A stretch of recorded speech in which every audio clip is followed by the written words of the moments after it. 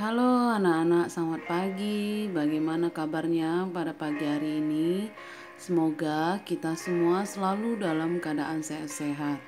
Sebelum kita belajar pada pagi hari ini, marilah kita berdoa masing-masing di rumah, memohon perlindungan pertolongan Tuhan agar apa yang kita pelajari hari ini dapat dipahami dengan baik dan dapat mengerjakan tugas dengan benar serta tepat waktu.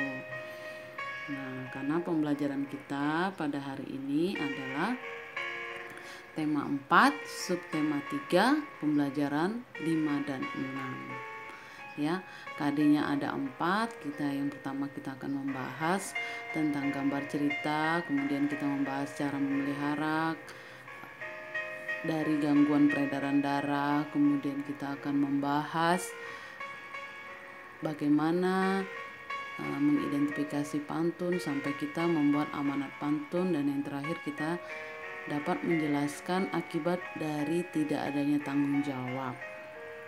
Nah, yang pertama kita akan membahas dulu mengidentifikasi gambar cerita. Nah, gambar cerita sudah kita bahas dari minggu yang lalu, mulai dari pengertian dan langkah-langkah membuatnya. Nah, sekarang kita akan mengidentifikasi gambar cerita. Gambar cerita itu dapat diidentifikasi berdasarkan tema, tokoh dalam cerita, dan alur cerita. Seperti apa cara identifikasinya? Seperti ini. Perhatikan dulu gambar ceritanya seperti apa. Kemudian kita tentukan berdasarkan 3 tadi. Yang pertama tema. Apa yang sesuai dengan gambar pada berikut ini. Nah, temanya yaitu akibat tidak berhati-hati saat bersepeda. Kemudian tokoh dalam cerita apa? Bisa dibuat sendiri oleh anak-anak. Apa namanya? Seperti pada contoh berikut ini, Tony dan Dedi. Nah, seperti apa tokoh dalam ceritanya? Nah, Tony itu memiliki sifat kurang hati-hati. Nah, kemudian Dedi itu memiliki sifat penolong, ya. Tony itu yang memakai baju ungu, kemudian Dedi itu memakai baju warna hijau, ya. Kemudian alur ceritanya seperti apa? Nah, dibuat sama anak-anak seperti apa? Sesuai pada gambar cerita berikut ini. Nah, yang pertama, Tony tidak berhati-hati saat mengendarai sepeda. Sepeda Benny menabrak batu yang ada di jalan. Kemudian Benny terjatuh dari sepeda. Dedi yang ada di dekat Benny segera menolong Benny. Nah, itulah cara mengidentifikasi gambar cerita berdasarkan tema, tokoh dalam cerita, dan alur cerita. Anak-anak udah pada bisa ya cara mengidentifikasi gambar cerita ya, Nak. Oke, siap-siap, nanti tugasnya ada mengidentifikasi seperti ini, ya. Kemudian akibat selain tidak berhati-hati saat sepeda, itu ada lagi akibat. Nah, akibat apa? Akibat tidak adanya penerapan tanggung jawab dalam masyarakat. Seperti apa? Membuang sampah di tempat sampah itu merupakan contoh penerapan tanggung jawab. Nah, akibatnya kalau kita tidak membuang sampah pada tempatnya, yaitu sampah berserakan, kemudian membuat kotor, bahkan dapat menyebabkan banjir. Lingkungan yang kotor dapat menjadi sumber penyakit. Kemudian, nasihat tentang pentingnya melaksanakan tanggung jawab sebagai warga selain dapat dituangkan melalui pantun, juga dituangkan di gambar berikut ini. Apa?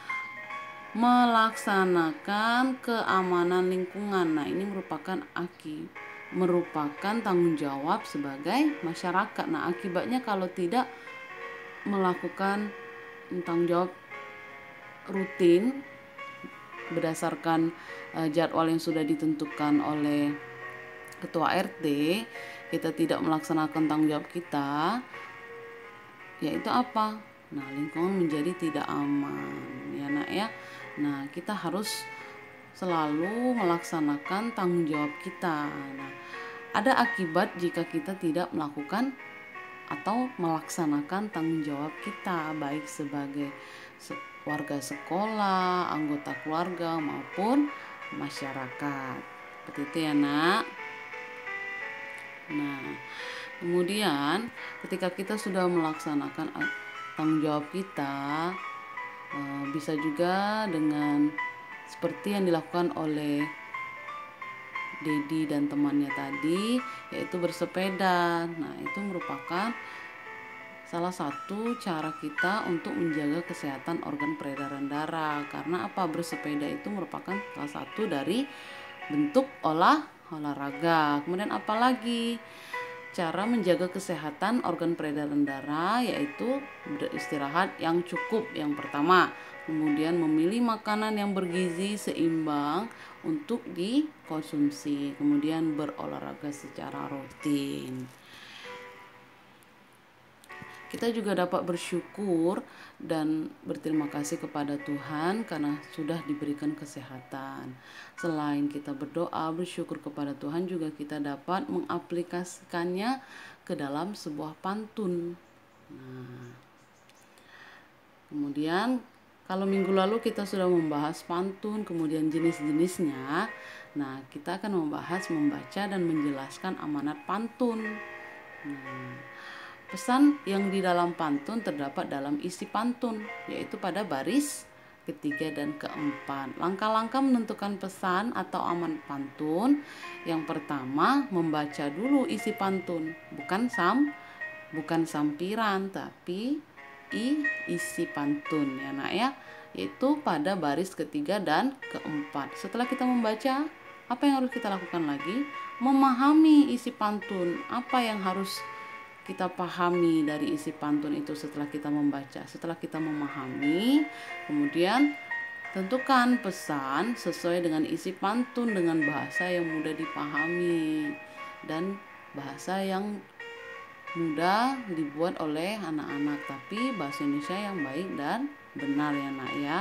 Nah, itulah langkah-langkah menentukan pesan atau amanat pantun. Yang pertama membaca, kemudian memahami isi pantun, kemudian tentukan pesan sesuai dengan isi pantun. Nah, seperti contoh berikut ini.